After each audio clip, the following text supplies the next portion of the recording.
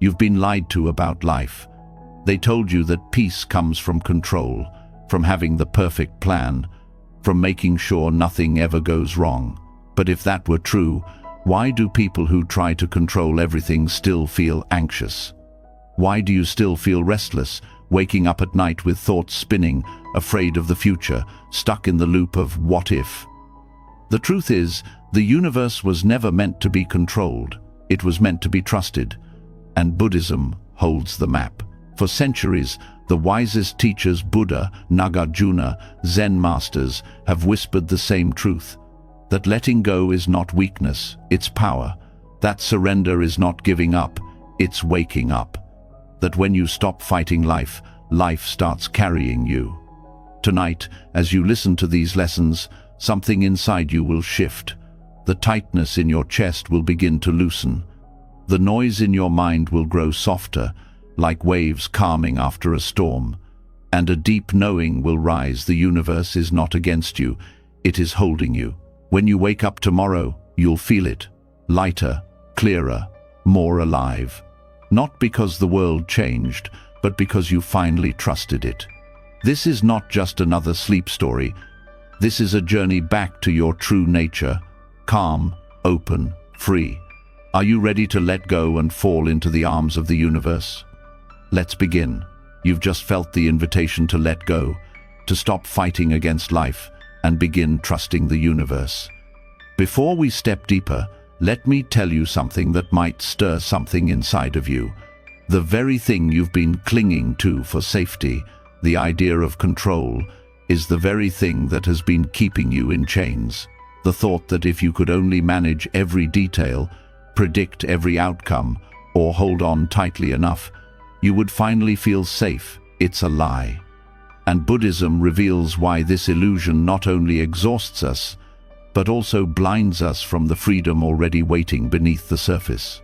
Tonight, we're going to sink into the lesson of emptiness, a truth that transforms fear into strength and control into harmony.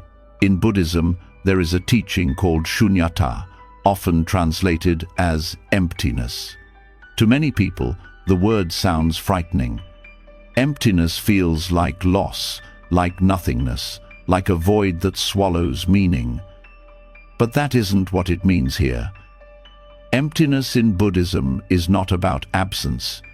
It's about freedom. It is the recognition that everything you cling to as solid and permanent is actually fluid, shifting, interconnected. The job, the relationship, the identity, even the thoughts that race through your head, all of them lack fixed, independent existence. They are not under your ultimate control. And here lies the secret. Once you see this, instead of panic, you discover peace. Think about it. When you believe life is something you can control, every moment becomes a battlefield. You wake up already tense, worrying about whether things will go the way you planned. The traffic, the weather, your health, the behavior of others, so much lies outside your hands. Yet you carry the burden as if you could bend reality to your will. No wonder you feel drained.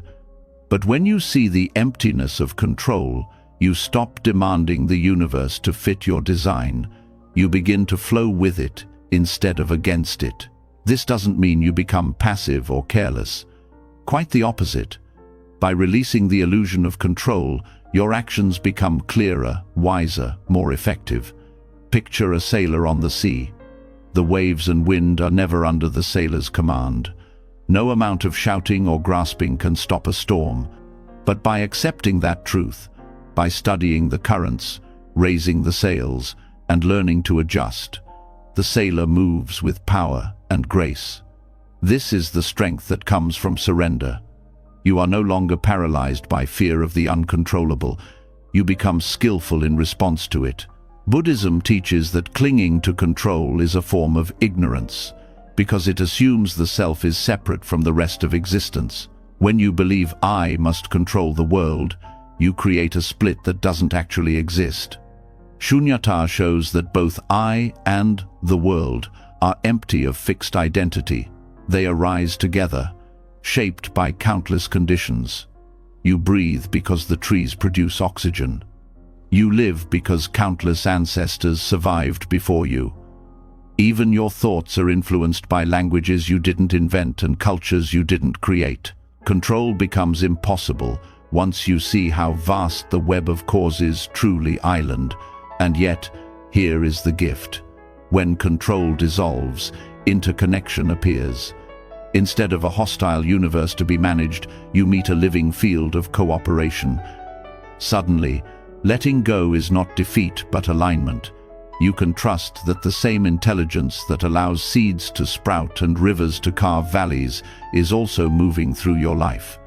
You do not have to force the river to flow. You only need to stop building dams in your mind. This insight transforms the way you hold challenges. Think about moments of loss, the end of a relationship, the loss of a job, the collapse of plans you cherished.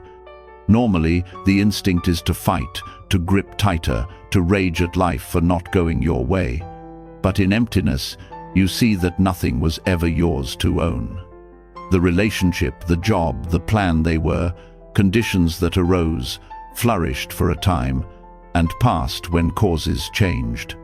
When you stop calling that a failure, you see it for what it is, the dance of conditions. One door closes, and another quietly opens. When you stop clinging, you start seeing. Modern psychology touches the same truth. Studies on resilience show that people who accept uncertainty and loosen their grip on control experience less anxiety and greater well-being. Their minds adapt more quickly because they are not wasting energy resisting what cannot be changed. They resemble the bamboo in the wind, flexible, rooted, unbroken. Buddhism revealed this centuries ago. Clinging breeds suffering, but letting go allows life to carry you. You may wonder, but if I surrender control, won't I lose my power? That fear is natural, yet it arises from misunderstanding. Surrender doesn't strip you of power, it reveals where true power comes from. Consider how much energy you burn in endless worry, rehearsing scenarios in your head that never happen. That energy is wasted. But when you surrender the fight to control outcomes, your energy is freed to act where it truly matters in the present moment, with the resources available, in harmony with what island. The result is not weakness, but effectiveness. There's also a deeper shift here. Surrendering control reshapes how you relate to yourself. Many of us live with harsh inner voices, criticizing every mistake, demanding perfection. These voices arise because we believe we must control not just life, but ourselves completely. When you fail to meet those impossible standards, guilt and shame flood in. But when you understand emptiness, you see that even the self is not a fixed object to control. Your thoughts, moods, and behaviors are conditions arising and passing. Instead of self-hatred, compassion arises. You treat yourself not as a broken machine to fix, but as a living process to care for. Buddhist teachers often point to the breath as a lesson in this. You cannot force the breath to always be deep or perfect. The body breathes on its own, whether you think about it or not. But you can meet the breath with awareness. You can allow it. You can ride its rhythm. In the same way, you don't command the universe, but you can live in tune with it. Breathing becomes a metaphor for surrender, each inhale taken as a gift, each exhale as a letting go. Another layer of this lesson is trust. Control is rooted in distrust, the belief that if you let go, everything will collapse. But emptiness reveals that things are already supported by countless causes. The sun rises without your effort. The earth spins without your command. Your heart beats without your permission. Trust grows when you notice how much is already being carried for you. The practice becomes less about making things happen and more about allowing life to unfold. This shift from control to trust also changes relationships. Think of how often conflict arises because one person tries to control another, wanting them to act, think, or feel a certain way. Control breeds resentment. But when you release the need to control others, you create space for genuine connection. You can listen without an agenda, love without chains, and respect the unfolding of another person's path. Relationships breathe when control ends. On a larger scale, this teaching frees you from the fear of uncertainty. Life will always be unpredictable, full of sudden turns. Trying to hold certainty is like trying to grip water. It slips through no matter how tight you clutch. Emptiness shows that uncertainty is not a flaw, but the natural state of existence. Once you stop fearing it, uncertainty becomes a field of possibility. Instead of asking, "What if it goes wrong?"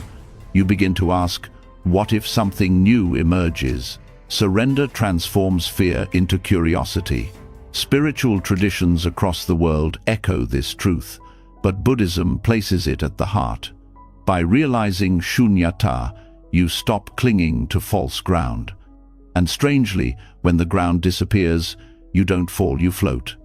Freedom arises not from standing on solid certainty, but from moving lightly on shifting ground. In this way, surrender does not mean defeat, but liberation. The lesson becomes even more profound when applied to suffering. Pain is part of life. This is undeniable. But much of our suffering comes from trying to control pain, to push it away or demand it vanish. Yet emptiness teaches that pain, like all things, is impermanent. When you stop fighting it and allow it to rise and fall, suffering lessens. Your mind no longer adds the weight of resistance to the raw sensation. You discover that acceptance can feel lighter than struggle. This is not resignation, it is wisdom. It is saying yes to life as it is, not as you wish it to be. From this yes, new possibilities emerge, creativity flows, compassion deepens, presence sharpens. You are no longer consumed by the battle to control, and so you can finally participate fully in living. Great masters have always pointed to this. The Zen teacher Shunryu Suzuki once said, "In the beginner's mind there are many possibilities, but in the expert's there are few." Control tries to force one outcome, emptiness opens to many. By letting go, you create space for miracles small and large that control would have crushed. This lesson is not only philosophical but practical. You can begin to practice it now in small ways. When plans shift unexpectedly, notice the instinct to resist.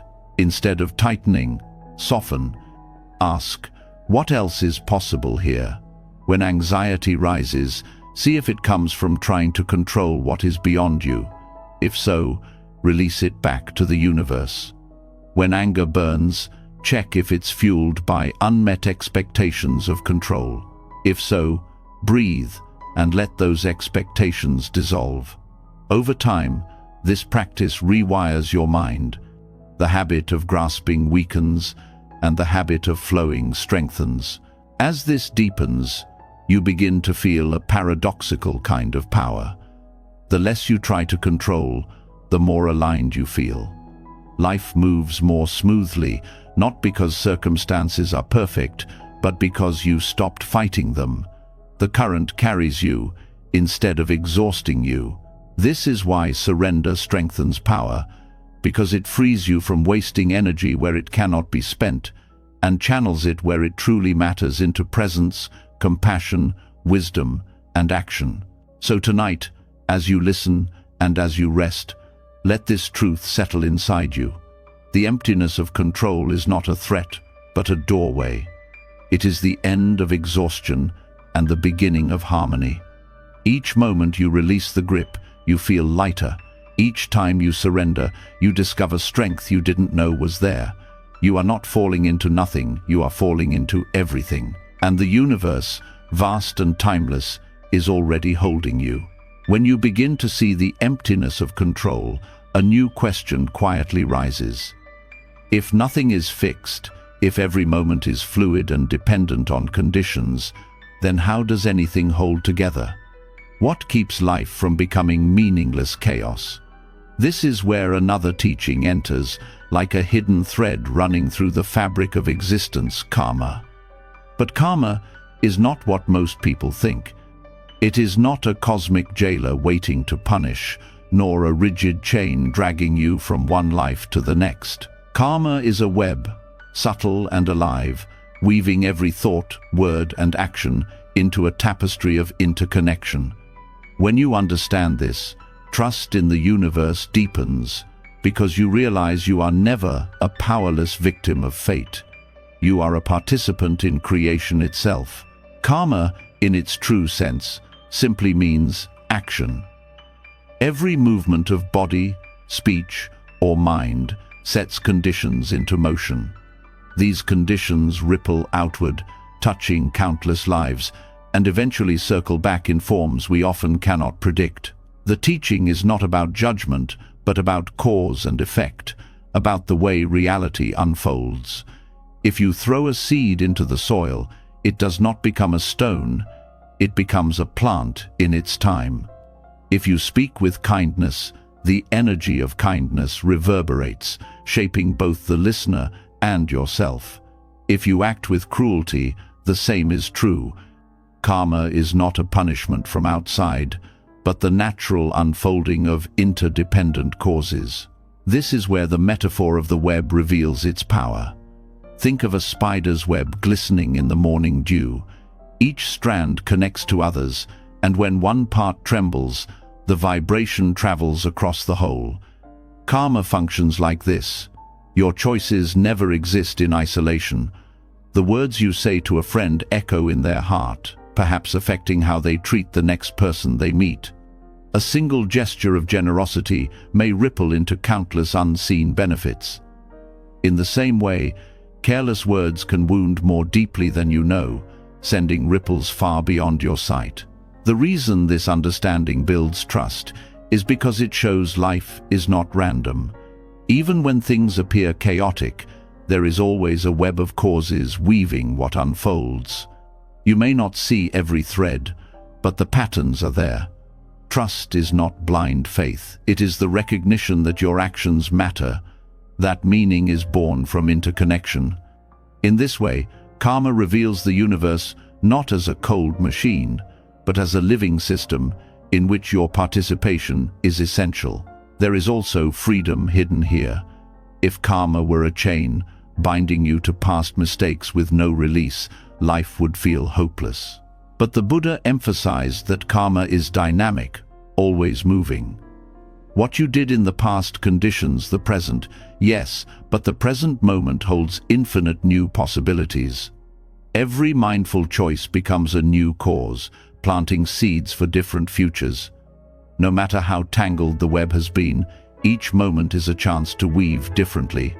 This is why trust in the universe grows stronger. You realize that while you cannot rewrite what has been done, you can always shift how you act now, and that choice is powerful. In daily life, this means paying attention not just to big decisions but to small ones. The way you respond when someone irritates you, the tone you use when you speak, the thoughts you entertain when you are alone, these are all strands in the web. People often underestimate small actions, thinking they do not matter. But the web makes clear that nothing is insignificant. The world you experience tomorrow is woven partly from the choices you make today. When you see this, even the most ordinary moment becomes sacred ground for shaping your future. This teaching also helps transform how we view suffering. Often, when pain arises, the question becomes, why me? What did I do to deserve this? But karma is not about blame. It is about understanding that what unfolds now arises from countless interwoven causes, some personal, some collective, some stretching back far beyond what you can trace. To sit in endless guilt or resentment misses the point. The real question is not, why did this happen? But, how do I respond now? What seed am I planting in this moment? In this way, suffering becomes a turning point, an opportunity to weave a new pattern. Trust also grows when you realize that karma is not limited to your personal story. Entire communities, societies, Even civilizations are part of the karmic web. The greed of a few may ripple into poverty for many. The compassion of one leader may inspire countless acts of goodness. The universe is not indifferent. It is alive with this law of cause and effect, a law that binds us all together. When you understand this, you feel less alone. You see that your choices, however small, participate in shaping the whole. One of the most liberating aspects of this teaching is that it dissolves the obsession with control without breeding helplessness. In the last lesson, we saw how control is an illusion.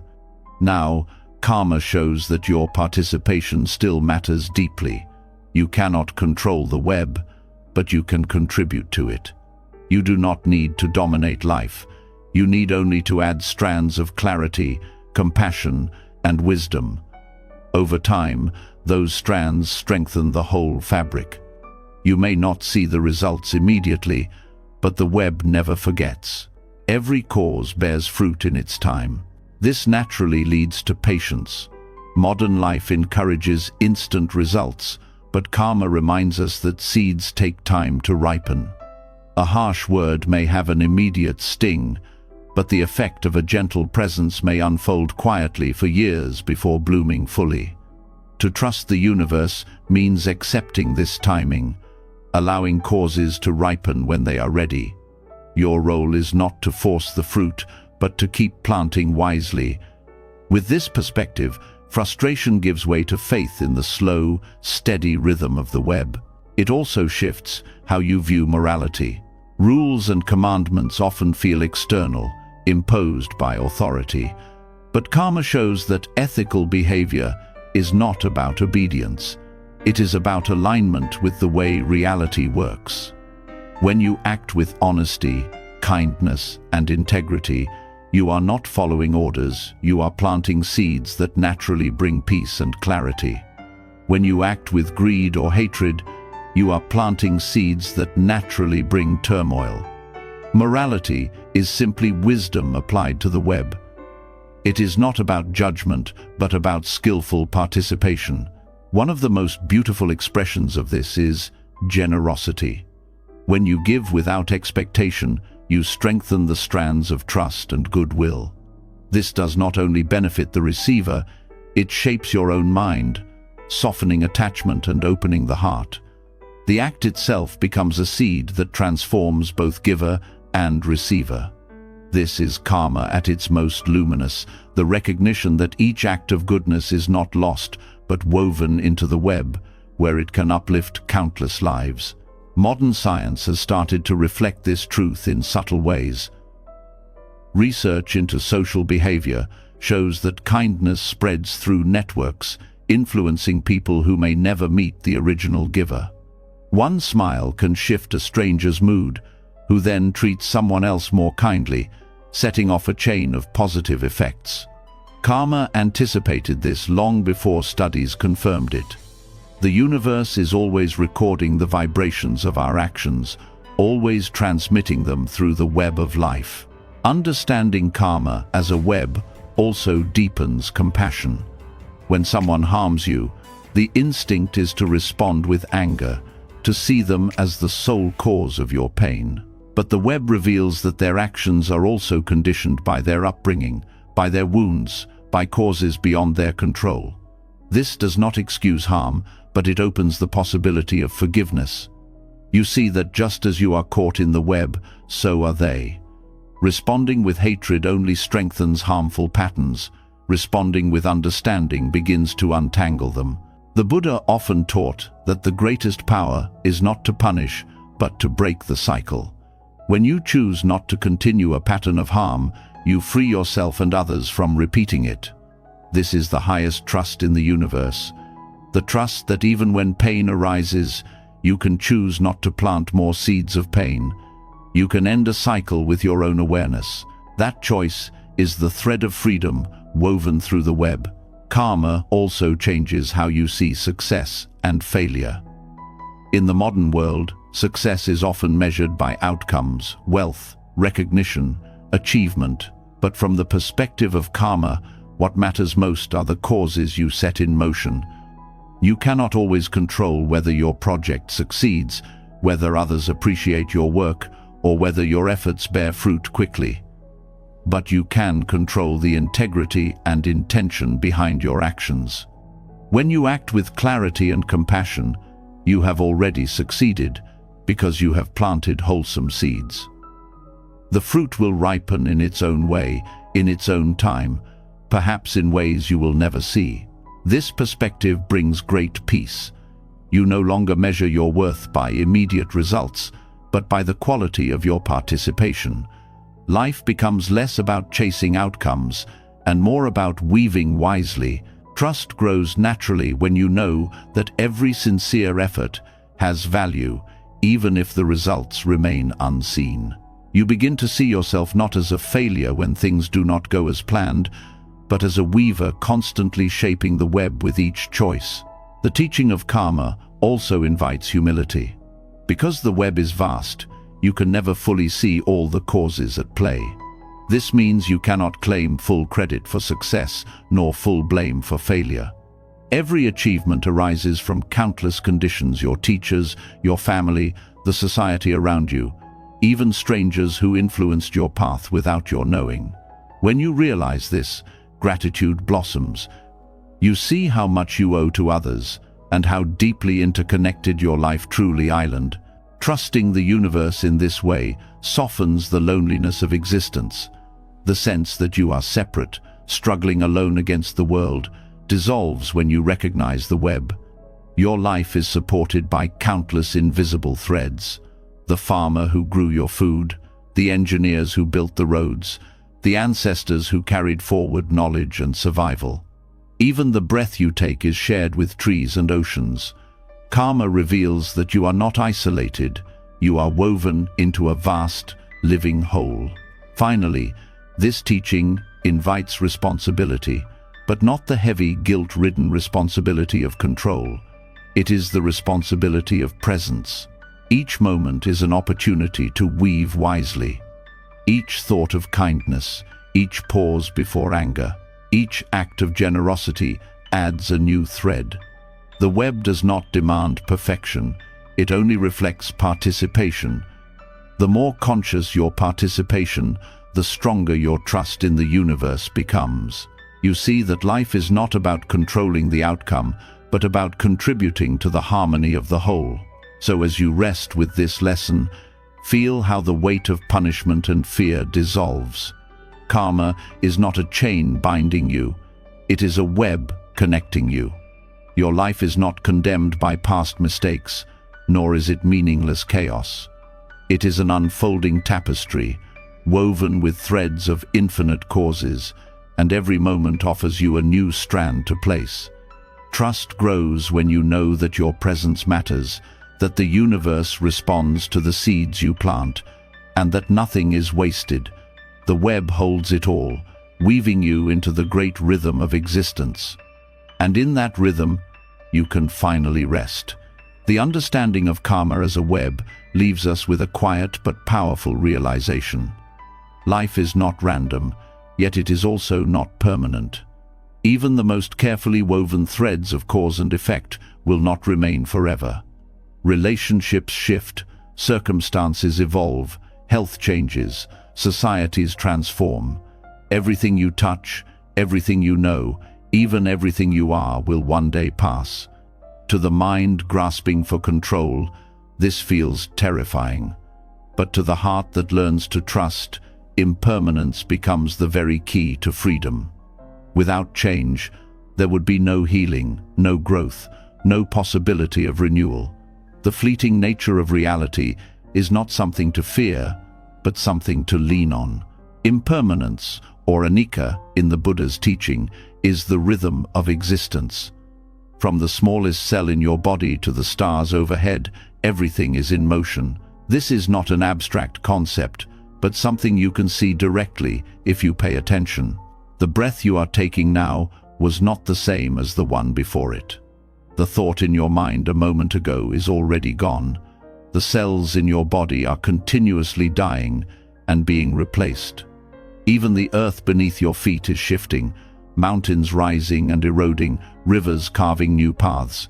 Change is not an occasional interruption, it is the fabric of life itself. When we deny this truth, suffering arises. People cling to jobs as if they will last forever, to youth as if it will not fade, to loved ones as if they will never depart. When change inevitably comes, the mind panics.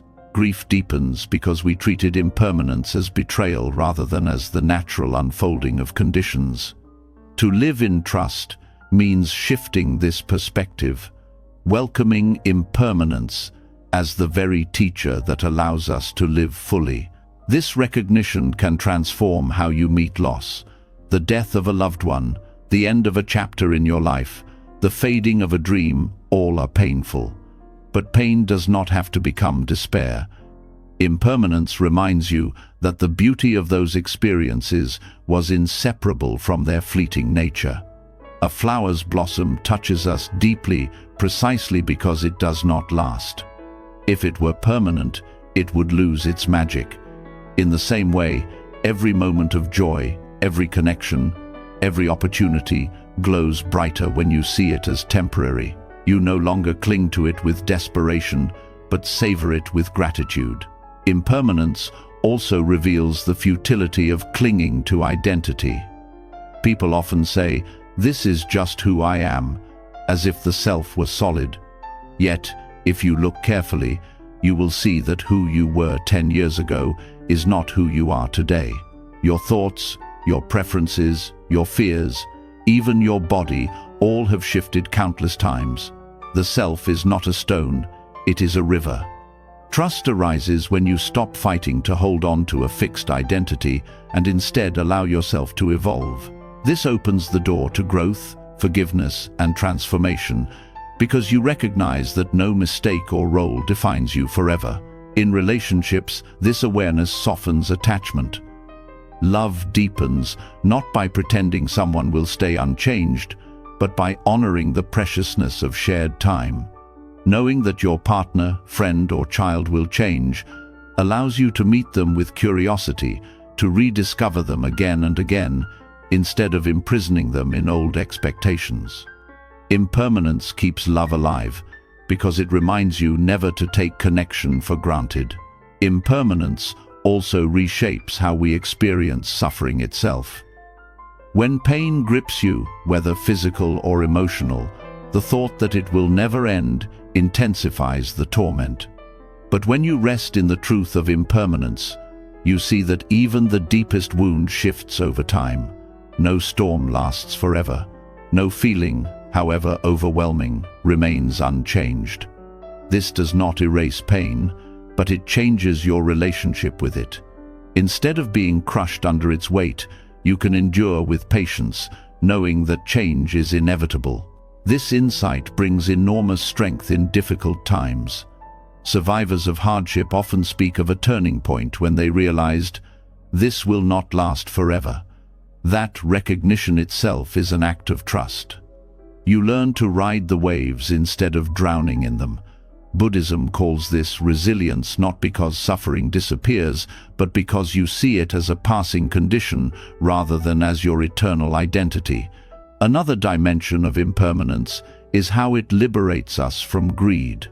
The endless chase for wealth, status, or possessions is fueled by the belief that these things will secure lasting happiness. But impermanence shows otherwise. Money comes and goes. Recognition fades. Bodies age, no matter how carefully preserved. When you embrace impermanence, you stop pouring energy into illusions of permanence. You begin to ask instead, what truly matters in this brief life? And the answer often turns toward connection, meaning, and inner peace rather than endless accumulation. Impermanence also changes how we relate to time. Many people postpone living, saying, "I'll be happy when I get that promotion, when I retire, when things settle down." But impermanence reminds us that waiting for life is dangerous, because the future is never guaranteed. Trusting impermanence means living now, tasting the fullness of each moment without postponement. It is not reckless, it is awake. It recognizes that this moment, fragile and fleeting, is the only certainty you ever have. This awareness deepens mindfulness. Every sip of tea, every step, every breath becomes worthy of attention. When you know it will not come again, you meet it with reverence. This is why Buddhist teachers encourage mindfulness of the ordinary, not because the ordinary is small, but because it is precious in its transience. Washing dishes, feeling the warmth of water on your hands, listening to the sound of birds at dawn. These are not distractions from life, but life itself. Impermanence reveals their sacredness. Impermanence also awakens compassion. When you realize that everyone is subject to loss, aging, and death, your heart softens. You see that the person who angers you is also fragile, also carrying the weight of change. This recognition does not excuse harmful behavior, but it helps you respond with understanding rather than bitterness. Compassion grows when you recognize that we are all walking the same path of impermanence, each struggling to find peace in its midst. Death contemplation in Buddhism is not morbid but liberating. To face directly the reality that you will die one day frees you from distraction and trivial concerns. It sharpens your priorities and invites you to live authentically. Instead of fearing impermanence, you see it as the ground of meaning. Life's value lies not in its length, but in its depth, in the way you show up while you are here. This is why many practitioners repeat phrases such as, "Death is certain, the time is uncertain." Far from depressing, this truth infuses each day with urgency and wonder. Science also aligns with this teaching. Physics shows that the universe itself is in constant flux, from the smallest particles to the largest galaxies. Biology reveals the same in every cell. Neuroscience shows that even memories, once thought to be fixed, shift each time they are recalled. Impermanence is not just a spiritual teaching, it is the law of nature confirmed by observation. To deny it is to deny reality itself. Trust comes when you align with this truth rather than resist it. Impermanence can even transform ambition. Instead of striving for achievements as monuments to permanence, you begin to see them as contributions to a flowing river. You write not to create an eternal masterpiece, but to express truth in this moment. You build not to secure immortality, but to serve those alive now. This shift removes the burden of needing to prove yourself forever and replaces it with the joy of participating in life's unfolding. In practice, embracing impermanence involves letting go of clinging to outcomes. You still act, you still care, but you release the demand that things remain unchanged. When you succeed, you appreciate it without grasping. When you fail, you learn without despairing. Both success and failure lose their sharp edge because you know they too will pass. This equanimity is not cold detachment, but warm acceptance, rooted in trust that change is the nature of all things. One powerful meditation in Buddhism is observing the breath while repeating, "This too shall pass." Whether the breath is deep or shallow, calm or restless, it always shifts. Over time, this practice conditions the mind to meet all experiences the same way. Joy arises, "This too shall pass." Sorrow arises, "This too shall pass." Instead of swinging wildly between craving and aversion, you rest in the middle, trusting impermanence as your guide. Impermanence also invites creativity. When you stop expecting stability, you open yourself to innovation. Artists often say their best work arises when they surrender control and allow change to guide the process. Life itself becomes art when you meet it the same way, open to surprise, willing to be reshaped. Trust grows not because the future is predictable, but because you are willing to meet it as it comes. This teaching also dismantles the fear of letting go. People hold on to old habits, toxic relationships, or outdated beliefs because they fear emptiness if they release them. But impermanence teaches that letting go always makes space for something new. A tree must shed leaves to grow again in spring. You too must release what no longer serves you to allow new life to enter.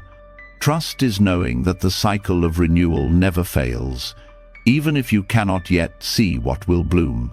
The ultimate gift of impermanence is liberation from fear of the unknown. When you realize that everything is already in motion, you stop demanding certainty. Instead of clinging to what is passing, you open your hands and participate. You step into the flow not as its master but as its companion. Trust becomes second nature because you know that change is not against you. It is the very rhythm that sustains you. As you rest with this truth, notice how the fear of endings softens. Endings are not failures. They are the gateways through which new beginnings enter. The night does not destroy the day, it prepares the dawn. The falling leaf does not signal death alone. It nourishes the soil for future growth. Impermanence is the pulse of the universe, and when you lean into it, you find peace not in clinging but in flowing. To trust impermanence is to live awake, free from the chains of fear and attachment. It is to see beauty in the fleeting, strength in the changing, and hope in the uncertain. When you no longer resist the truth of anicca, you discover that life does not need to last forever to be meaningful. Its very transience is what makes it sacred, and in that recognition you find not despair, but trust, the quiet faith that every ending carries the seed of a beginning, and that the universe, ever-changing, is guiding you through it all. When impermanence settles into the heart, you begin to see that change is not simply random collapse, but part of a greater unfolding. The fading of one thing allows the arising of another, and beneath what looks like chaos there is an order that holds everything together. This is where another profound teaching enters, pratitya samutpada, or dependent origination. It reveals that nothing exists on its own, and nothing arises without conditions. To trust the universe is to understand that even in moments of uncertainty, there is a hidden structure, a web of causes and effects, connecting all things in ways deeper than the eye can see. This teaching shows us that everything in life is interwoven. A flower does not bloom by itself. It relies on sunlight, rain, soil, air, and countless unseen conditions that came before. Your very breath right now is possible because of the green life on this planet, because of oceans that generate oxygen, because of stars that burned billions of years ago to create the elements in your body. What appears as a single moment is actually the meeting point of infinite threads. This is not mystical thinking, but the very way reality unfolds. When life feels chaotic, it is often because we see only fragments. A setback appears senseless until you notice the larger field of causes that shaped it. A painful ending feels cruel until you see the space it created for growth you did not expect. Dependent origination invites you to widen your lens, to see not just isolated events but the whole network that gives rise to them. This shift transforms fear into trust, because you realize nothing is truly random. There is always a chain of interdependent conditions at play. The Buddha described dependent origination as the foundation of wisdom. He pointed out that suffering arises not from fate or punishment, but from conditions. Craving arises from ignorance. Clinging arises from craving. Suffering arises from clinging. And just as conditions create suffering, conditions can also end it. Wisdom, compassion, mindfulness, all of these can interrupt the cycle and bring freedom. This shows that nothing is fixed. If conditions change, outcomes change. Life is not locked into chaos or despair. It is always open to transformation. Understanding this in daily life helps dissolve despair. When hardship strikes, the mind often cries, "Why me? Why now?" But dependent origination teaches that events are not personal attacks. They are results of countless conditions, many beyond your control. A storm destroys a harvest, not because the farmer is cursed, but because weather, soil, and climate all interrelate in complex ways. By seeing events as conditional rather than personal, you free yourself from bitterness. Trust arises when you accept that life unfolds according to causes, not according to judgment. This understanding also invites responsibility. While you cannot control every condition, you can influence the web through your actions. Choosing kindness instead of anger, patience instead of haste, wisdom instead of ignorance, all these shift the conditions for future experiences. Every mindful act adds a thread to the larger fabric. You may not see the outcome immediately, but the law of dependent origination ensures that no action is wasted. This awareness empowers you.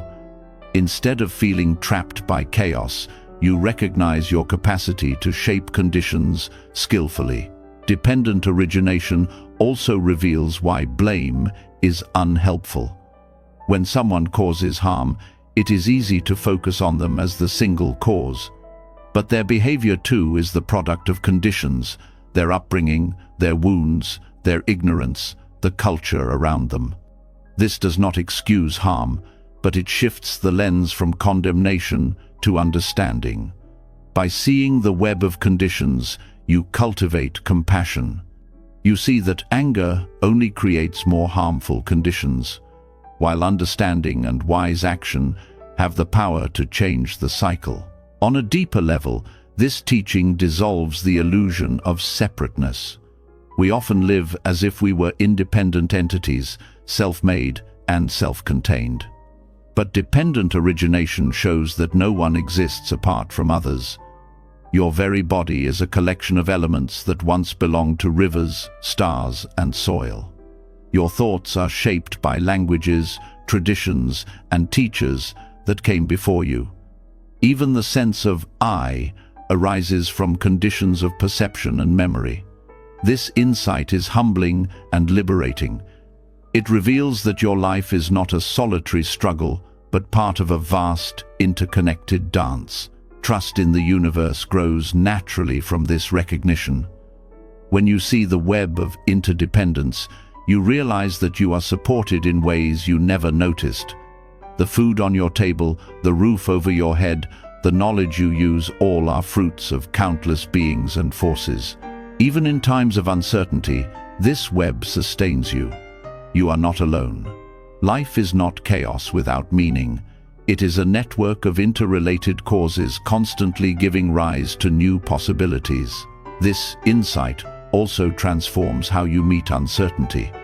When things do not go as planned, the mind sees only disorder. But dependent origination reveals that what feels like disorder may be conditions shifting in ways you cannot yet perceive. A door closes, and you see only loss. Yet that closure may create conditions for growth or opportunities that would not otherwise appear. This does not mean every painful event is secretly good, but it does mean every event arises from a web that is larger than your immediate view. Trust deepens when you remember that the order behind chaos is always at work, even when hidden. This teaching also reshapes how you approach goals.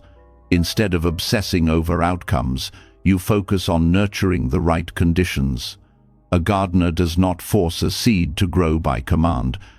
They prepare the soil, water it, provide sunlight, and trust that the conditions will allow growth.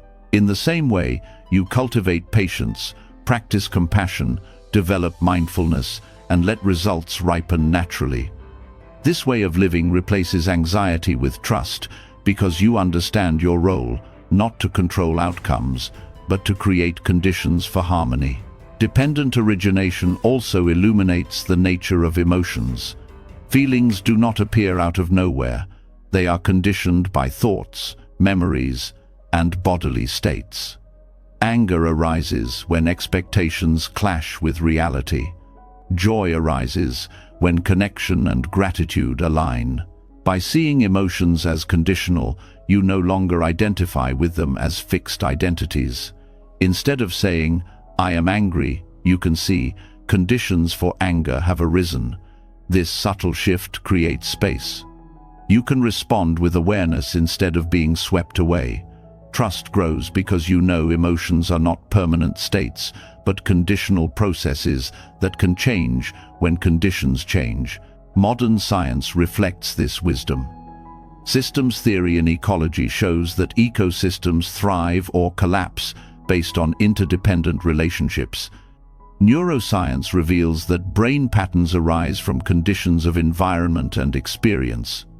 Physics demonstrates that even particles do not exist independently, but in relation to other forces.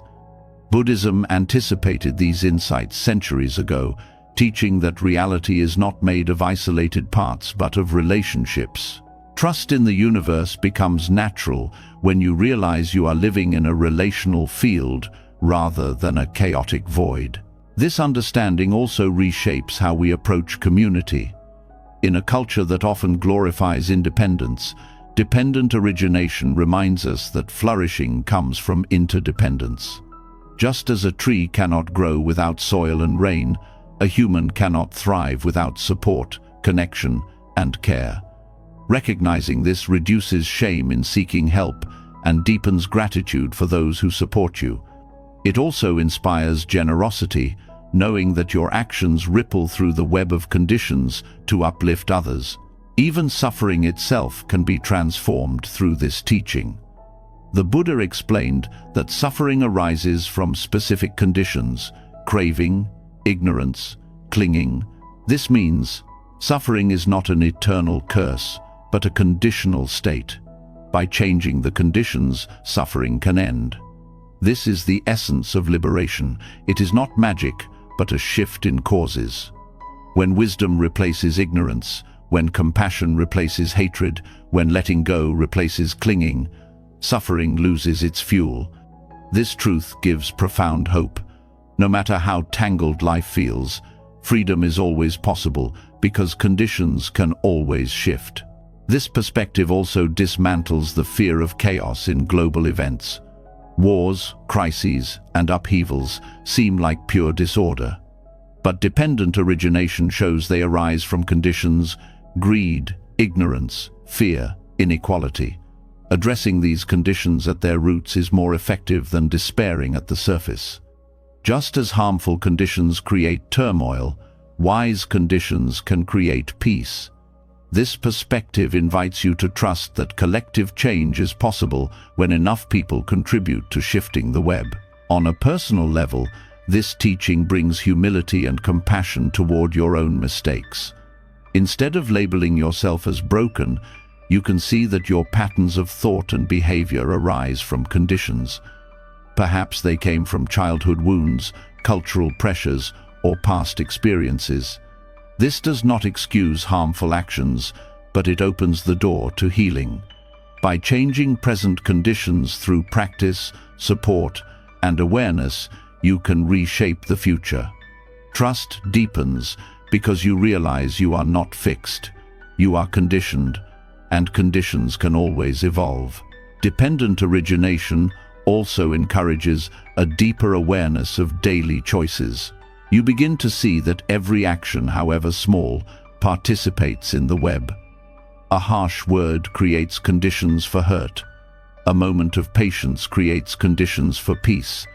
A single act of generosity may ripple far beyond what you can see. This awareness transforms ordinary life into sacred participation. Each moment becomes an opportunity to weave conditions that nurture harmony, both within yourself and in the larger world. In meditation, this teaching is experienced directly. As you sit and observe, you notice how thoughts arise not from nowhere, but from subtle conditions, sounds, memories, bodily sensations. You see how craving pulls one thought after another, how awareness interrupts the cycle. This direct experience dissolves the illusion of randomness. Even the stream of the mind is conditional. Seeing this brings calm, because you no longer fear your thoughts as uncontrollable chaos. You trust the process, knowing you can influence conditions with mindfulness. Ultimately, dependent origination reveals a profound order beneath the surface of life. What seems chaotic is not without pattern. What seems meaningless is not without connection. To trust the universe is to align with this order, not by trying to map every thread, which is impossible, but by recognizing that no event stands alone. Each moment is a meeting point of infinite causes, and each choice you make contributes to future causes. This recognition transforms fear into faith, despair into possibility, and isolation into belonging. So as you let this teaching sink in, feel how the anxiety of randomness begins to fade. Life is not a storm of disconnected fragments. It is a vast, interconnected unfolding, where every thread has its place and every condition shapes the next. You are not drifting alone in chaos. You are part of a living web, supported by conditions seen and unseen, always shifting, always guiding, always offering the chance to weave harmony. And in that recognition, trust arises naturally, the trust that beneath the apparent disorder, there is always order waiting to be seen. When you begin to see dependent origination as the hidden order beneath apparent chaos, a new question arises naturally. If everything is interwoven, what does it mean to live wisely within this web? The answer does not point only to personal liberation, but to something greater, the vow to serve others as inseparable from serving oneself. This is where the path of the Bodhisattva appears, not as an abstract idea but as a living leap of trust. It is a trust so profound that one places the well-being of all beings before personal escape, relying on the universe's wisdom to carry that vow. The Bodhisattva path begins with the recognition that self and other are not separate. When you understand dependent origination deeply, the boundaries of me and them soften. The suffering of another reverberates through the whole web. Your own joy is touched by the joy of others. To work only for your own liberation while ignoring others becomes impossible, because the web cannot be healed in fragments. Trusting this truth, the Bodhisattva vows to walk the path, not alone, but for the benefit of all, knowing that freedom is collective. This leap requires immense courage. The ordinary mind clings to safety, to securing its own comfort before considering others. The Bodhisattva, however, trusts that by turning outward, by making compassion the center one, aligns with the deepest current of the universe. This trust is not naive. It is based on the recognition that the universe itself sustains through interdependence. Just as trees give oxygen without asking, rivers flow without withholding, and the sun radiates light without condition, so too can a human heart participate in this boundless giving. To live in this way is to harmonize with the rhythm of life itself. The vow to save others before oneself is not about martyrdom or self-neglect. It is about seeing that in lifting others, you are lifted as well, because no boundary truly separates you. The Bodhisattva trusts that compassion is not depletion, but renewal. Every act of service deepens strength rather than drains it, because it arises from alignment with universal truth. This is why great masters, even when physically frail, radiated boundless energy. Their lives were fueled not by personal striving, but by the inexhaustible current of compassion. This path also transforms how you understand trust. Ordinary trust often means believing things will work out for you personally, but the Bodhisattva's trust expands far beyond the individual. It is a trust that no effort of compassion is wasted, even if results are unseen. A kind word may prevent despair in someone you never meet again. A gesture of generosity may ripple into countless acts of goodness. The Bodhisattva does not measure success by immediate outcomes, but trusts the law of interconnection to carry seeds of compassion where they are needed. This vow also reshapes the meaning of patience. To commit to liberating all beings means acknowledging that the task is endless. Beings are numberless, suffering arises endlessly, conditions constantly shift. Yet, the Bodhisattva embraces this impossibility with joy, trusting that the vow itself sustains. The power lies not in completion, but in devotion. Each act of compassion is complete in itself, even as the vow extends without limit. This patience is born of trust that the journey matters more than reaching a final end. The Bodhisattva's leap is also a leap beyond fear. Fear arises when we focus narrowly on the self, anxious about loss, pain, or death. But when the heart expands to include all beings, the self is no longer the fragile center. Concern shifts outward, and fear dissolves into purpose. Trust in universal wisdom replaces the need for personal guarantees. Even death itself is no longer terrifying, because the vow continues beyond a single lifetime. This is why bodhisattvas are depicted as fearless, not because they are immune to pain, but because their trust in compassion transcends personal survival. In practical life, this path invites you to expand perspective in each moment. When frustration arises, ask not only, "How do I protect myself?" but also, "How can this response reduce suffering for all involved?" When making choices, consider not only your gain, but the well-being of the wider web. This does not require grand sacrifices. It begins with small acts of awareness. The Bodhisattva's trust is practiced every time you pause before speaking harshly, every time you choose generosity over greed, every time you remember that your life is part of something larger. One of the most profound aspects of this vow is its reliance on faith in unseen effects. You may never know how your actions shape others. A moment of kindness may ripple through generations. A lesson taught to a child may echo decades later. Trusting this unseen continuity allows you to act without attachment to recognition. The Bodhisattva path is quiet, often unnoticed, but its effects are vast. This trust frees you from the demand for immediate validation, anchoring your life in deeper meaning.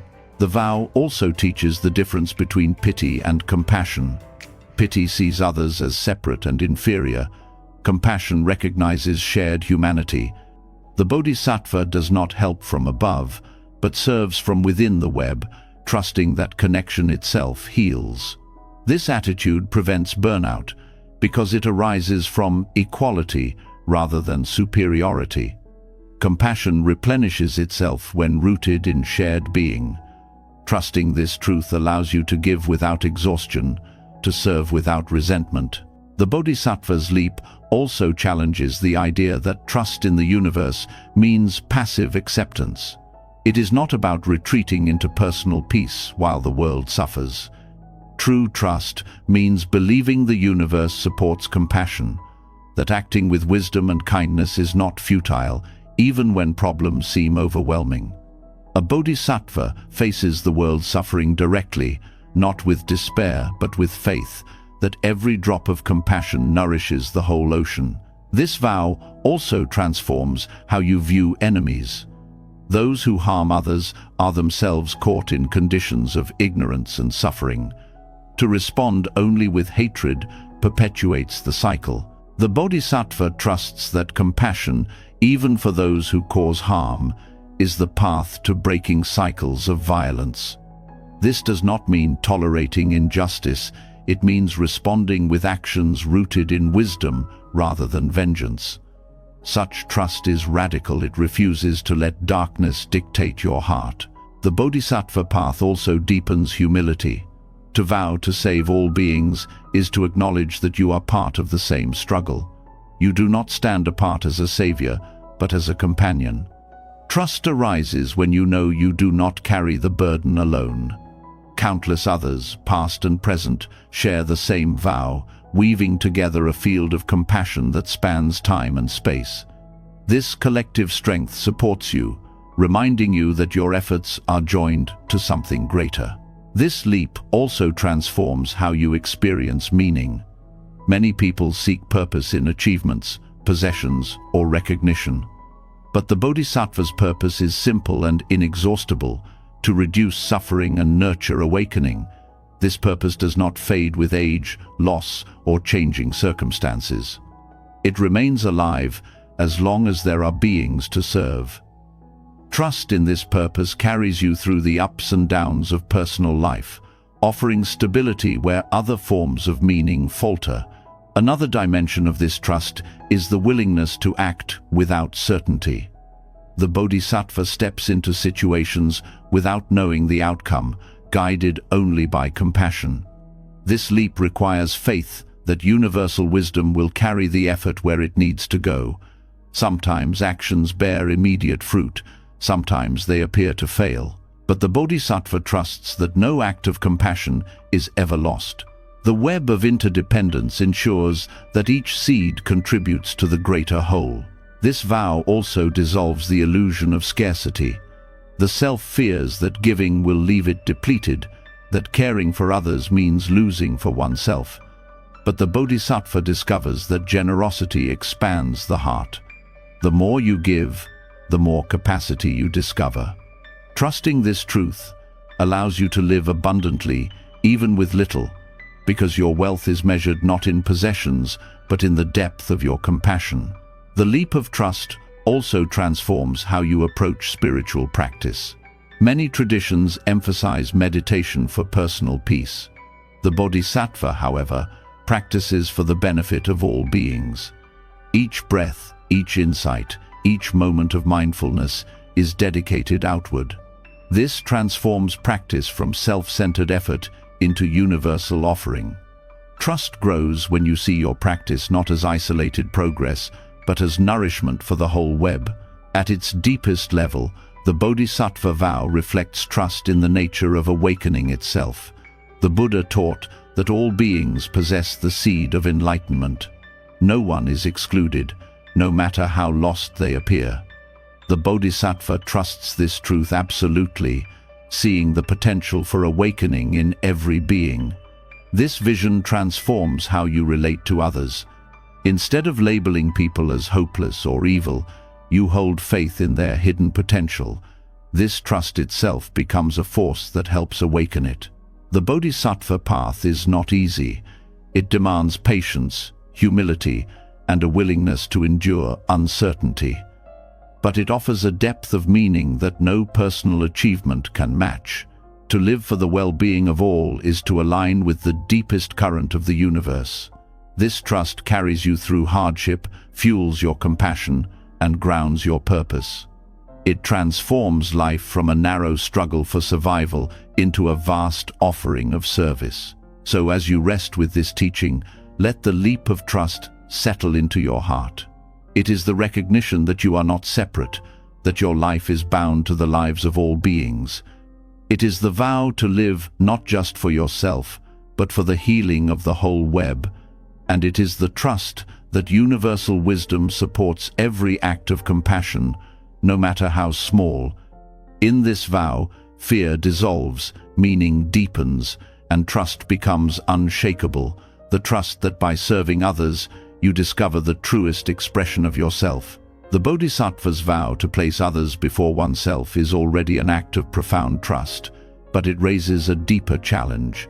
How can anyone walk such a vast path when the future is unknown, when outcomes cannot be guaranteed, when the world itself resists certainty? The answer comes not from clinging to strategies or securing final answers, but from entering what Zen calls don't know mind.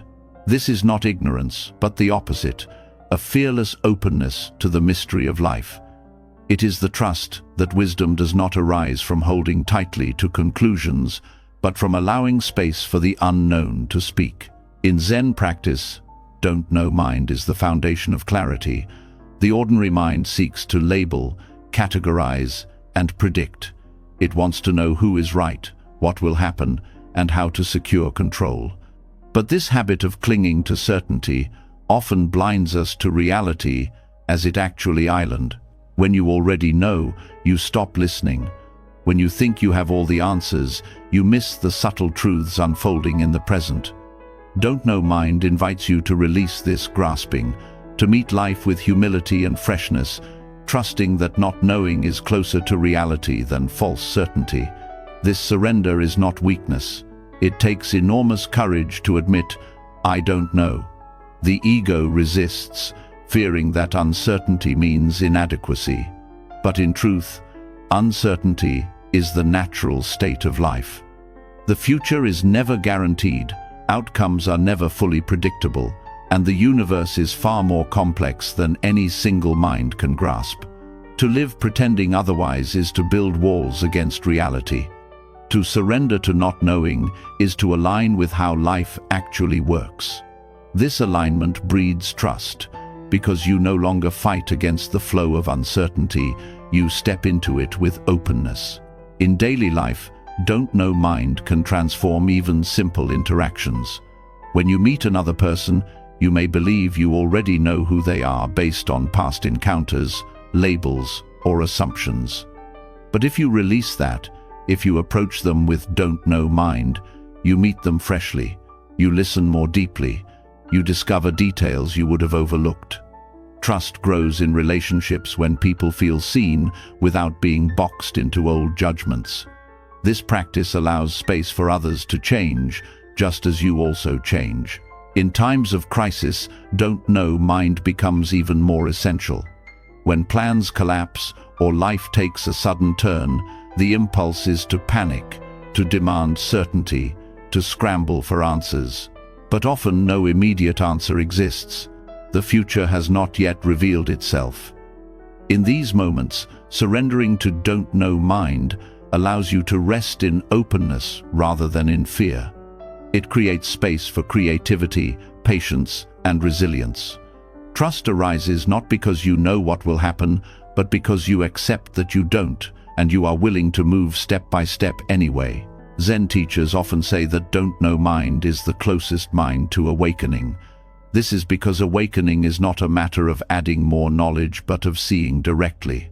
Knowledge is useful, but it can become a barrier when it hardens into rigid concepts. Don't know mind loosens these barriers, allowing you to encounter life directly, unfiltered. A flower is not reduced to a plant of this species. It is simply seen in its freshness. A moment of silence is not filled with concepts of boredom or productivity. It is simply silence. Trust in the universe deepens when you meet life this way, because you no longer demand it conform to your ideas. You let it be what it island. This attitude also dismantles the fear of failure. Much anxiety comes from the belief that you must know exactly how to succeed, that mistakes mean disaster. But with don't know mind, mistakes are simply part of the unfolding. They are conditions that teach, redirect, and refine. When you release the demand to always know, you become free to try, to explore, to experiment. Trust replaces fear because you no longer require certainty before taking a step. Each step is taken with openness, learning along the way. Another dimension of don't know mind is its capacity to dissolve conflict. Arguments often arise because people cling to certainty about being right. Each side defends their knowledge, unwilling to admit limits. But when you approach with don't know mind, you become curious rather than combative. You listen for nuance, for possibilities beyond rigid positions. This does not mean abandoning discernment, but it means recognizing that no single perspective contains the whole truth. Trust grows in dialogue, when humility replaces arrogance, when openness allows common ground to emerge. In spiritual practice, don't know mind is cultivated through meditation. When you sit and notice thoughts, the mind often rushes to interpret, this is good, this is bad, this means I am progressing, this means I am failing. But if you release all of that, if you simply notice with openness, you meet the present without judgment. You rest in awareness itself, which needs no conclusions. Over time, this trains the mind to relax its constant grasping for certainty. Trust arises naturally because awareness itself proves sufficient, even without answers. This approach also nurtures creativity. Artists, thinkers, and innovators often describe breakthroughs occurring when they release expectations and allow themselves to sit in the unknown. Don't know mind creates the spaciousness where new possibilities appear. When you stop demanding that life fit your preconceived answers, you open to insights that were previously hidden. Trust in this process allows you to engage life as an unfolding mystery rather than a problem to be solved. The teaching also applies to mortality. Much fear of death arises from the demand to know what happens after. Religions and philosophies offer various answers, but in truth, no one fully knows. Don't know. Mind invites you to rest in that mystery without fear. Death becomes not a terrifying unknown, but a vast openness.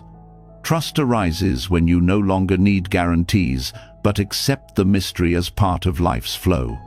This surrender brings peace, even in the face of the ultimate uncertainty. In modern life, where information is abundant and people prize certainty, don't know mind can feel radical. But information is not the same as wisdom. You can collect endless data and still miss the truth of a single breath. Don't know mind reminds you that wisdom arises not from accumulating facts, but from meeting each moment directly. Trust grows when you let go of the illusion that you must always know, and instead cultivate presence. On a psychological level, don't know mind also helps release perfectionism. Perfectionists crave certainty, needing to guarantee outcomes before they act. This often leads to paralysis or burnout. But when you accept not knowing, you allow yourself to move forward without needing perfection. Progress becomes possible because you trust the process rather than demand absolute assurance. Each step is taken lightly, with curiosity instead of pressure. This teaching also heals relationships with the future. Many live in constant anxiety, projecting worst-case scenarios, needing certainty about how things will unfold. Don't know mind invites you to release those projections. The future has not yet come, and no amount of worry will create certainty. To rest in don't know mind is to accept that the future is open, filled with possibilities you cannot predict. Trust in this openness frees you from the cage of fear. Zen masters often embody this teaching through simple words. When asked about the meaning of life, a master might respond, "Don't know." Far from dismissive, this response points to the humility required for true insight. By admitting not knowing, the master invites the student into direct experience rather than second-hand answers. This humility is itself a form of trust, a willingness to let life reveal itself without forcing conclusions. This practice also connects deeply with compassion. When you meet someone suffering, the impulse is often to explain, to give answers. But sometimes the greatest gift is to sit with them in don't know mind, offering presence rather than solutions. This humility creates space for genuine connection, where both can trust the unfolding without pressure to fix. It is a reminder that trust is not always about answers, but often about companionship in uncertainty. Don't know mind also cultivates resilience in times of collective uncertainty, economic upheavals, social unrest, environmental crises. The temptation is to demand absolute predictions, to seek leaders or systems that promise certainty. But such promises often collapse, leaving despair. Don't know mind accepts that uncertainty is inherent in collective life as well. From this acceptance, resilience grows. Communities can respond with flexibility, adaptability, and trust rather than panic. On the deepest level, don't know mind dismantles the illusion of control. Control depends on knowing outcomes, knowing paths, knowing identities. When you release this need, you discover a freedom that cannot be shaken. Life becomes a field of openness, where each moment is fresh, unbound by rigid expectations. Trust arises not because you know what will happen, but because you no longer need to. As you rest in this teaching, Notice how your shoulders soften, how your breath deepens, the pressure to know, to answer, to secure dissolves. In its place is openness, humility, and peace. This is the fearless trust of don't know mind, the trust that the universe does not require you to have all the answers, only to be present, open, and willing. And in that openness, wisdom flows naturally, like a river unblocked at last. When the mind surrenders to not knowing, a deeper form of patience begins to take root. If we are free from the need for certainty, we also learn to release the demand for speed. Life does not always unfold on our schedule, and wisdom lies in trusting that causes ripen in their own time. This is what Buddhism calls the Dharma of timing. It is not passive waiting, but an active faith that every seed, once planted, will bear fruit when conditions are right, not when desire insists. The Dharma of timing begins with an understanding of cause and effect as a living law. Nothing appears out of nowhere. Each moment arises because of countless conditions converging, like waves meeting on the surface of the sea. But those conditions do not ripen instantly. The seed does not bloom the day it touches soil, the child does not grow into adulthood overnight, and suffering does not transform into wisdom in a single breath. The natural law of ripening cannot be rushed. To demand otherwise is to fight reality itself. Trust is cultivated when we learn to rest in this rhythm. Patience in Buddhism is not merely tolerance, it is wisdom. It recognizes that unseen forces are always at work beneath the surface.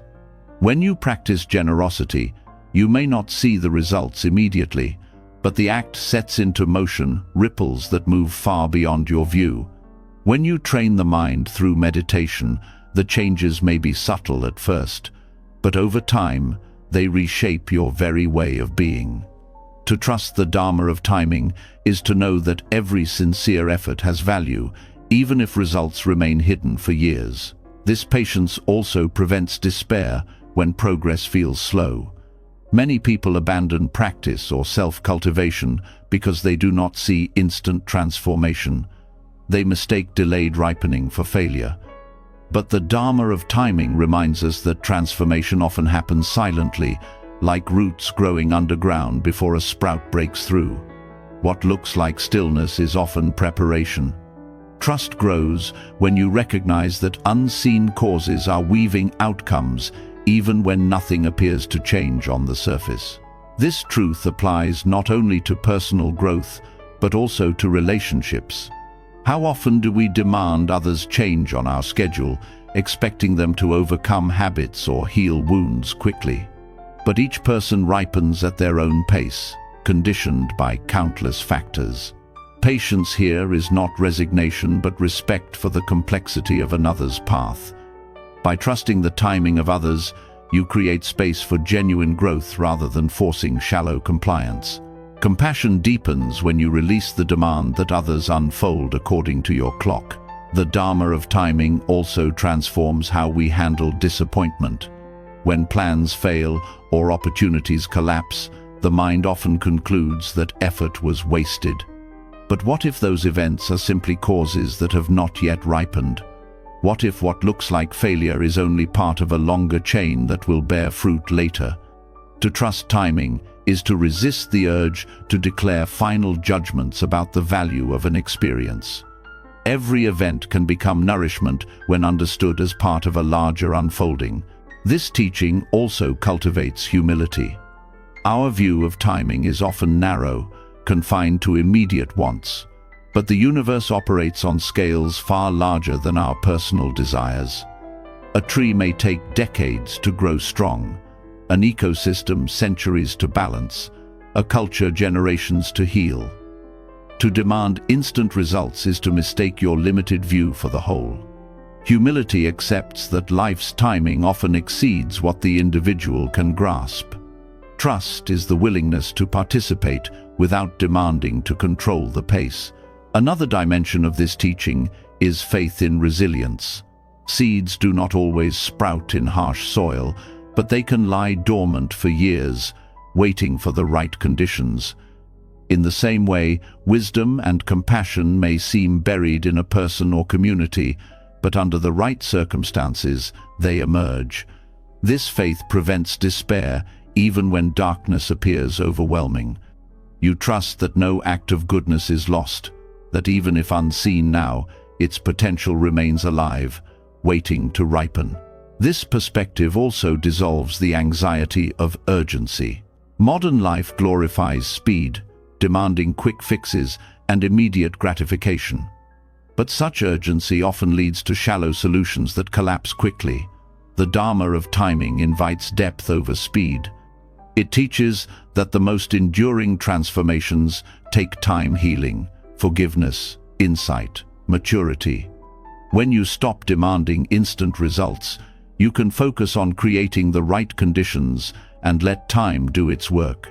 Trust grows as you learn that lasting change cannot be rushed. The Dharma of timing also applies to the path of practice itself. In meditation, the mind often wanders and progress feels elusive. But each moment of returning is a seed. Even when the mind feels restless, practice accumulates beneath the surface. Over months and years, the fruits become clear calm, clarity, compassion. To trust timing is to keep practicing without clinging to results, knowing that causes ripen when they are ready. The path unfolds through steady commitment, not instant breakthroughs. This teaching also reshapes how we view collective change. Social injustice, environmental crisis, and conflict often seem immovable. But history shows that conditions shift over time, often unpredictably. Movements that once seemed impossible eventually transform societies. Trust in the Dharma of timing means continuing to act with integrity, even when results are slow. Each effort contributes to conditions that may ripen in ways you cannot foresee. This perspective prevents despair and fuels perseverance. Patience in this sense is not passive waiting, it is active trust. A farmer does not plant seeds and sit idle. They water, tend, and protect the soil, knowing that growth takes time. In the same way, you cultivate wisdom, compassion, and presence daily, trusting that results will ripen naturally. This balance of effort and patience is the essence of the Dharma of timing, doing what you can without forcing what you cannot. Another gift of this teaching is peace with endings. Sometimes causes ripen into closure rather than continuation. A relationship ends, a season of life concludes, a dream dissolves. Instead of resisting, trust in timing allows you to accept endings as natural fruits of conditions. Just as leaves fall when their time is complete, aspects of life must pass to make room for new growth.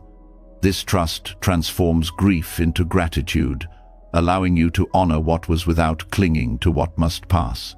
The Dharma of timing also helps free you from envy. When others succeed before you, the mind may burn with comparison.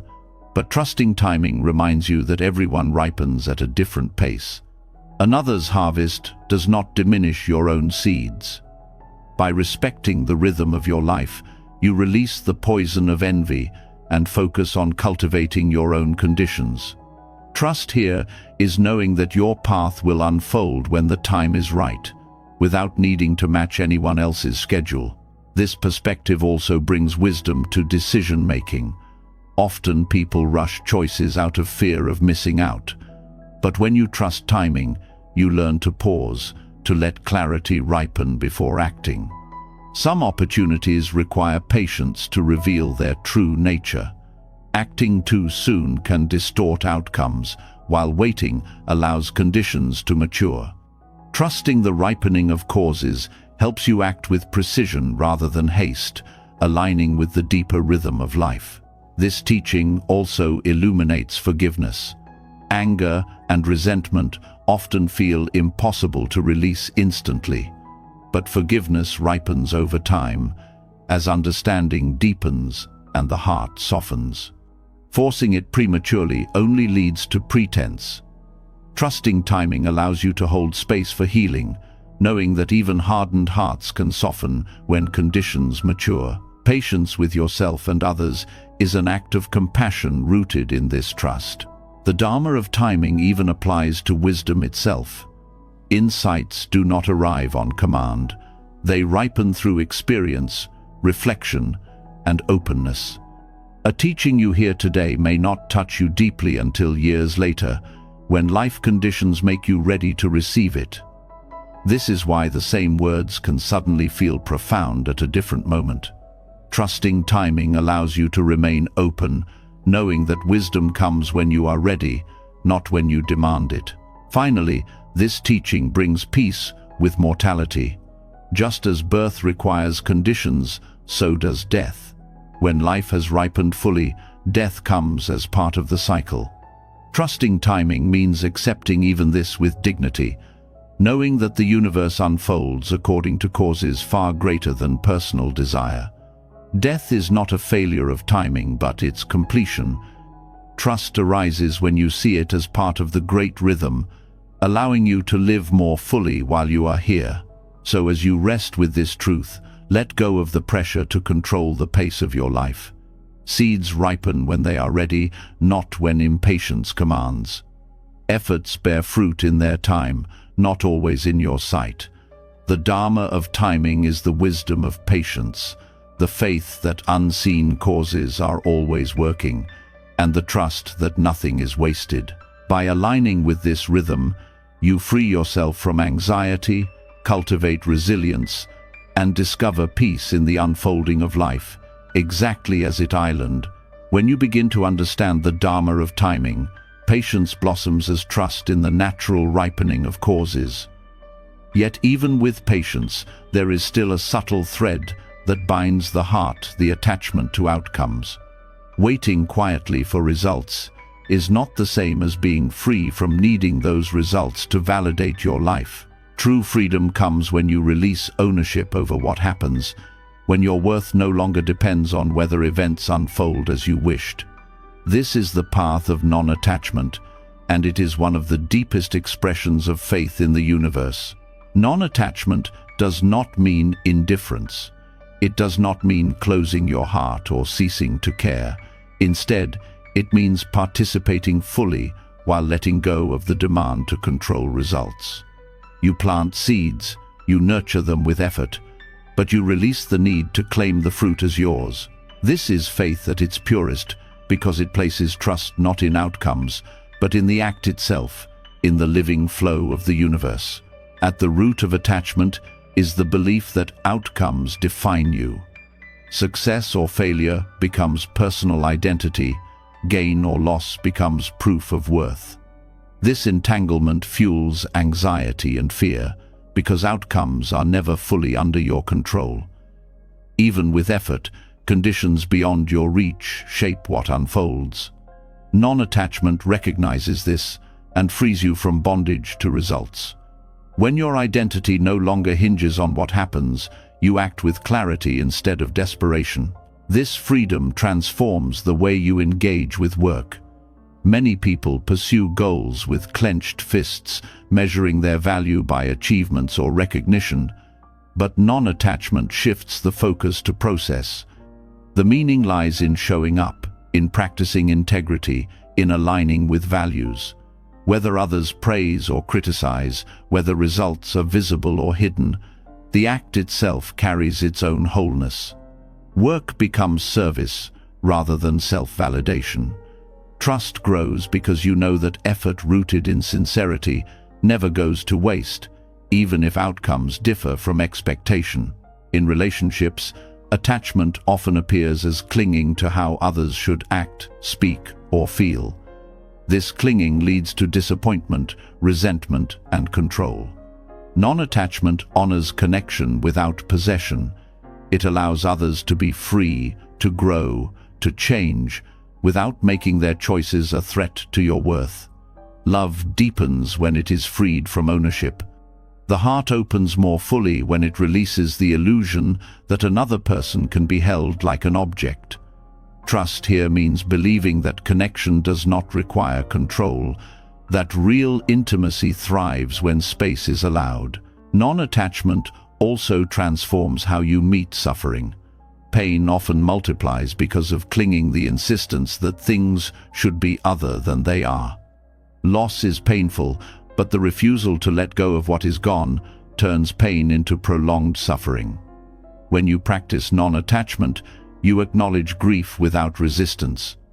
You allow endings to be what they are, trusting that new beginnings are always possible.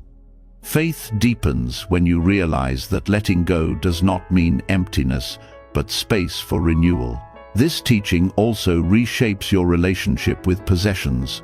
Material attachment breeds insecurity, because no object can truly provide lasting security. Wealth may disappear, objects may decay, but clinging to them fuels fear of loss.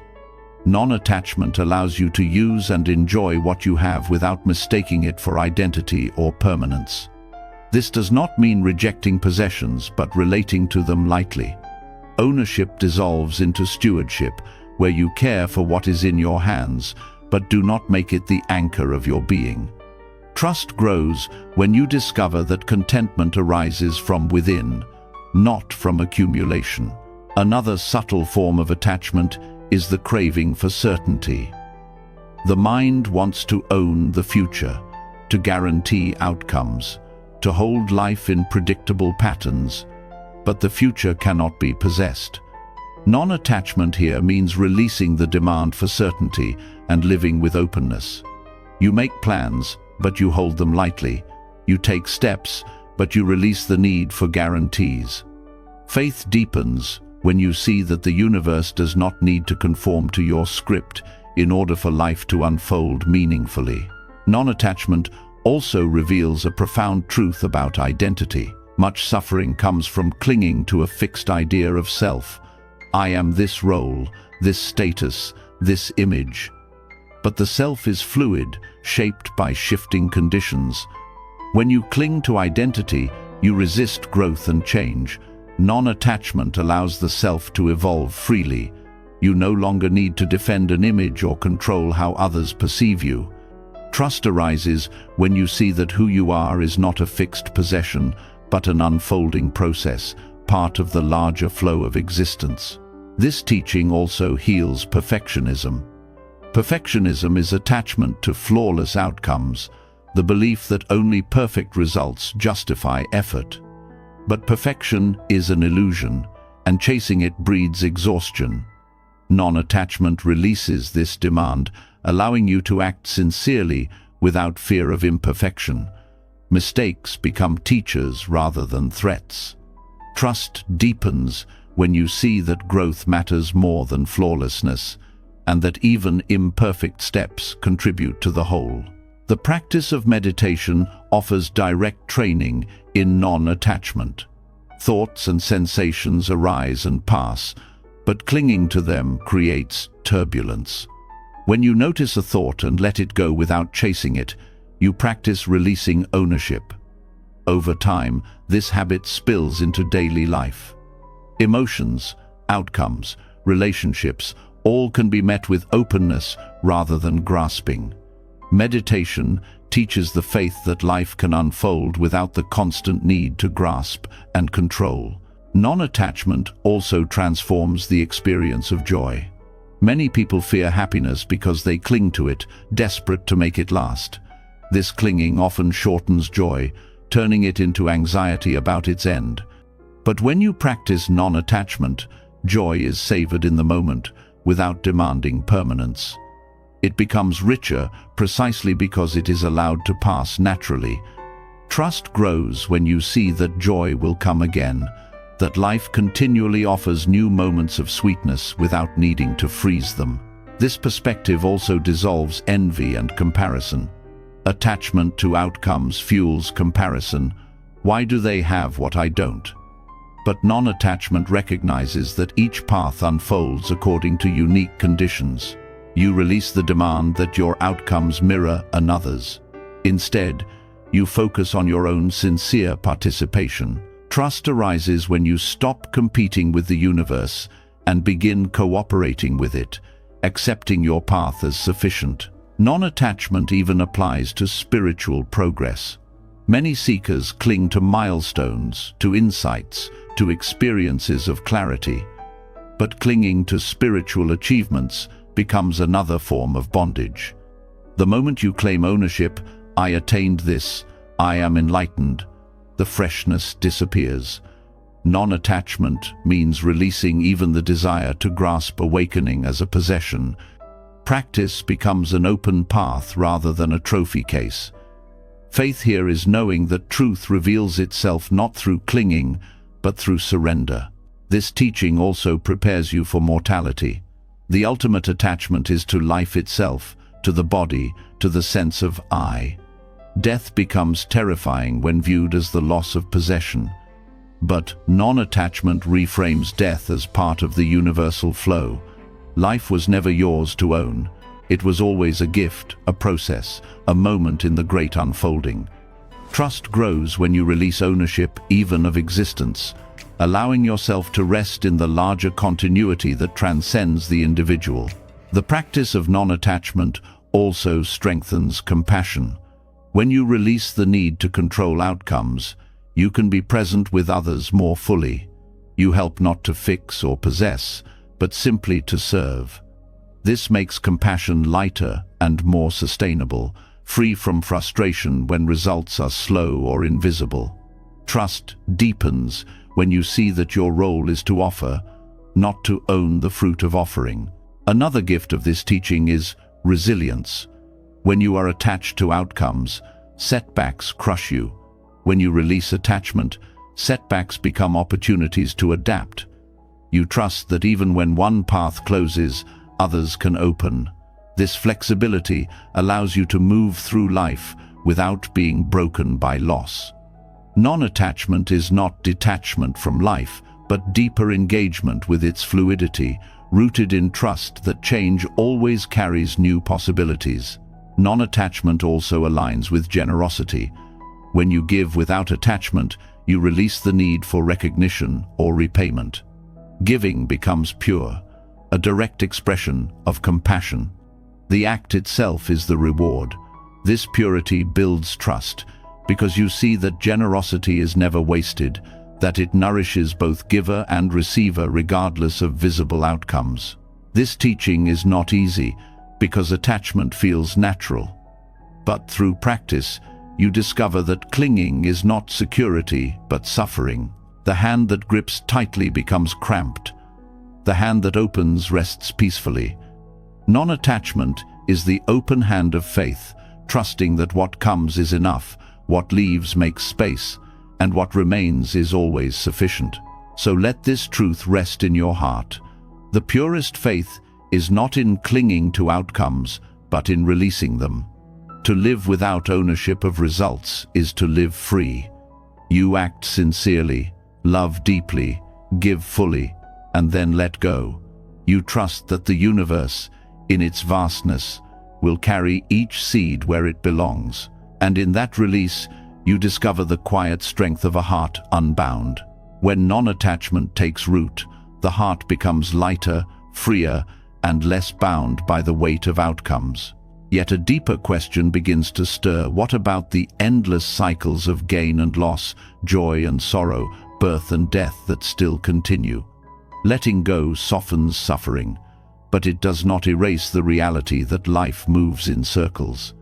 This is where the teaching of samsara enters, often misunderstood as a trap to be escaped. But in truth, samsara itself can be the greatest teacher when approached with trust. Instead of running from its cycles, you can discover wisdom within them. Samsara refers to the continual round of existence, shaped by ignorance, craving, and clinging. It is the repetition of patterns that create dissatisfaction, chasing what cannot last, resisting what cannot be avoided, clinging to what inevitably changes. Yet samsara is not an enemy imposed upon you. It is a mirror reflecting the habits of the mind. To see it as teacher means recognizing that every cycle of suffering carries within it the potential for awakening. The first lesson samsara teaches is the futility of grasping. Each time you cling to pleasure, it fades. Each time you chase achievement, the satisfaction is temporary. Each time you try to freeze life, it slips away. The repetition itself reveals the truth. Clinging cannot bring lasting peace. This recognition is not despair, but liberation. Samsara teaches through repetition what the mind refuses to accept. Nothing permanent can be grasped. And freedom comes only by letting go. The cycles of loss also teach resilience. Each ending, though painful, shows that life continues.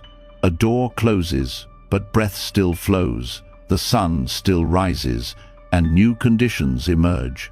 Over time, these repetitions cultivate trust that even in the darkest moments, life carries renewal within itself. Samsara's cycles of birth and death remind us that nothing ends without also giving rise to something else.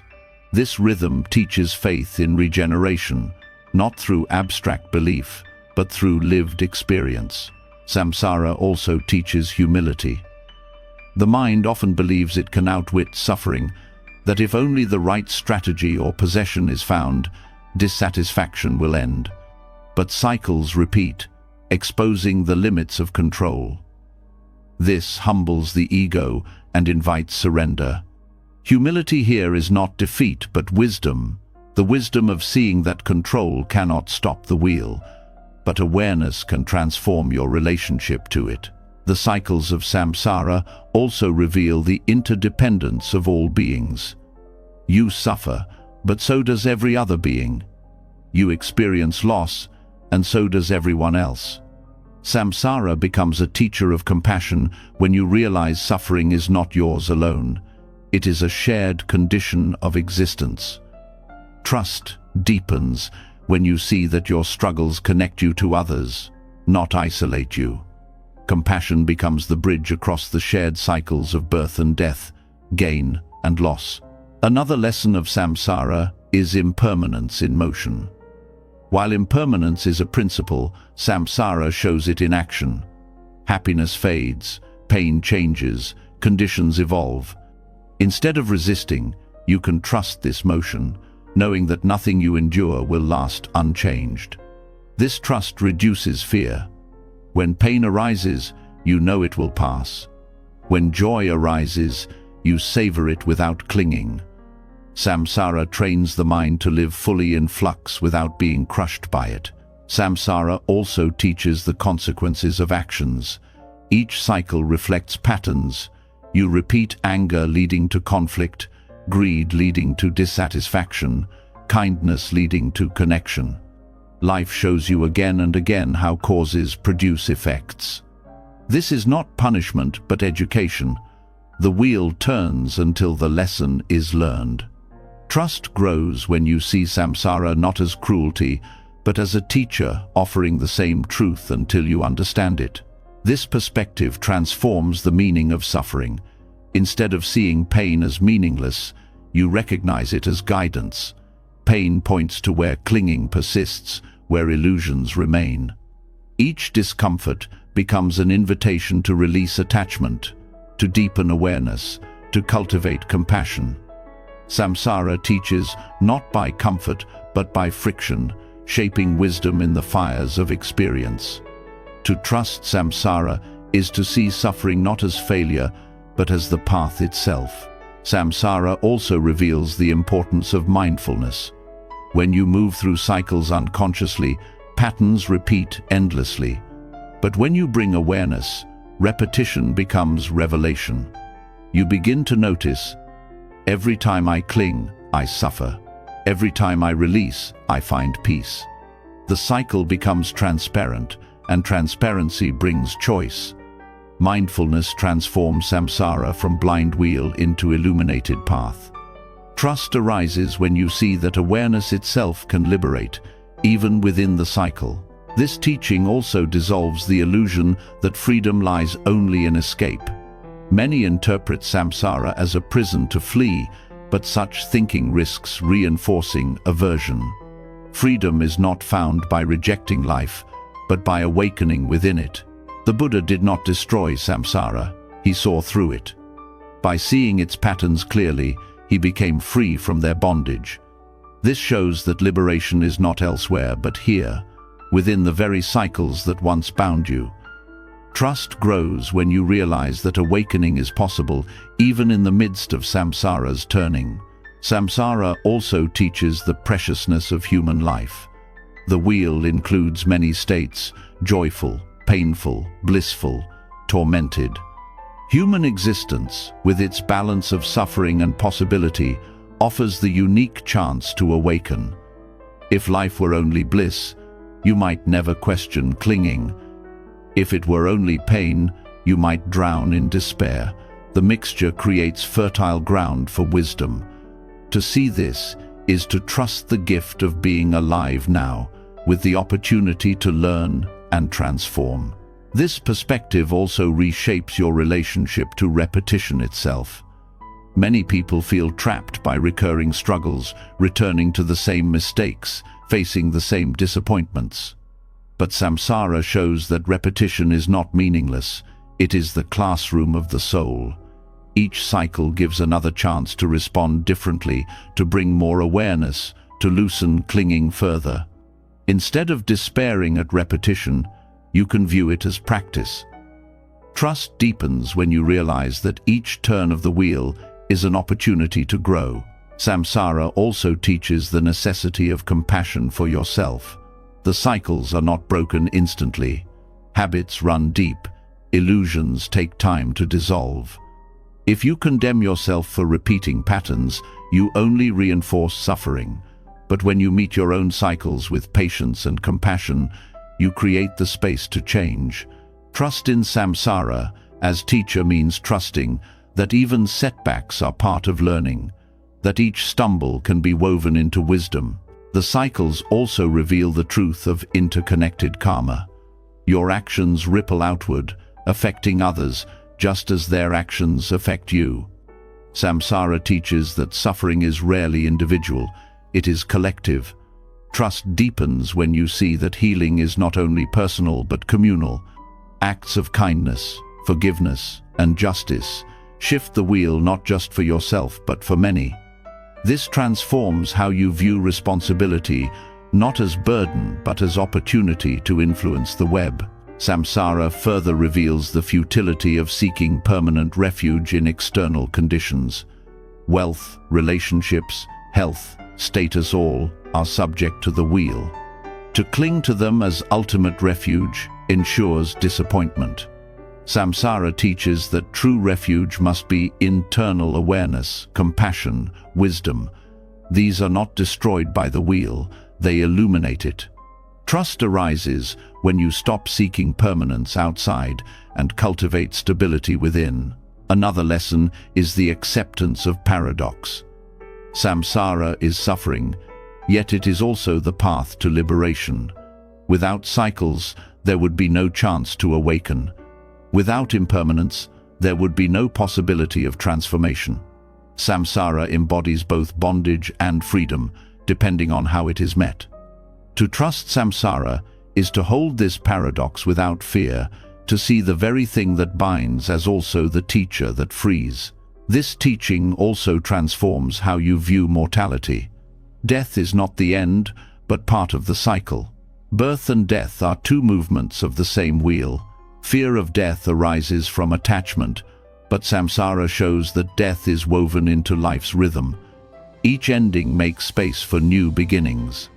Trust deepens when you see death not as enemy but as teacher, reminding you of impermanence and urging you to live fully now.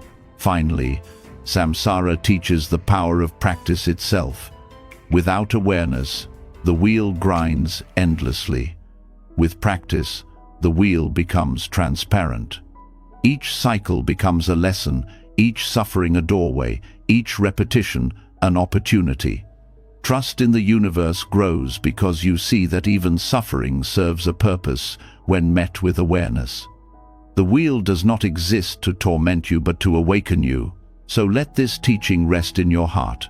Samsara is not simply a trap to flee but a teacher to trust. Its cycles are mirrors, showing where clinging binds and where wisdom can arise. Each turn of the wheel carries lessons in impermanence, compassion, humility, and resilience.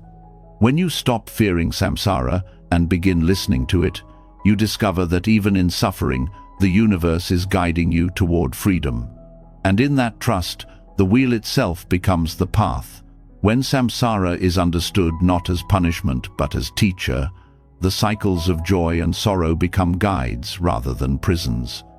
Yet even with this understanding, the mind often falls into extremes.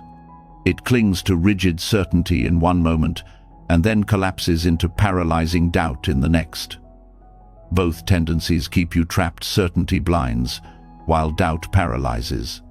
The Buddha's answer was the middle way, a path that avoids the extremes and reveals harmony with the universe.